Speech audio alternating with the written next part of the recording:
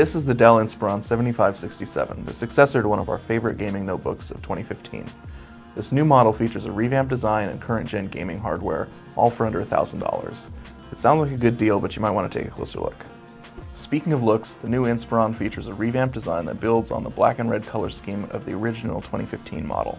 Grille designs on the front and back complement each other, and both sides have an offset bevel, which gives the laptop an attractive, modern look. Moving on to the interior, the 2017 Inspiron features some pretty impressive hardware. A brand new 7th generation Intel Core i5-7300HQ, clocked at 2.5 GHz, 8 GB of RAM, and an NVIDIA GeForce GTX 1050 Ti. On paper, it looks pretty good.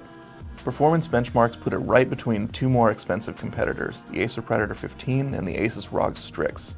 The Inspiron's processor pulled ahead of the Predator, and its graphics card kept up with the Strix, averaging about 44 frames per second on ultra-high settings in Battlefield 1, and about half that in Deus Ex: Mankind Divided. It has decent performance for a budget gaming laptop, but the Inspiron 7567 has one glaring flaw: the display. Instead of using an IPS panel like the 2015 model, Dell has opted for a cheaper TN panel, and it shows. This display isn't the worst one we've ever tested, but it's easily in the top 5. Just looking at this display is enough to tell that the colors are way off. Everything has a bluish tint, viewing angles are blown out, and the contrast is just unspeakably bad. Taking a look at the numbers, it gets even worse. With a contrast ratio of 120:1 at max brightness, average color error of 9.49, and an inability to display more than 44% of the Adobe RGB spectrum, this display is one of the worst we've seen.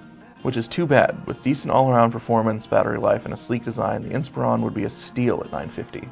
Unfortunately, its gains over the 2015 model are completely spoiled by this abysmal TN display panel.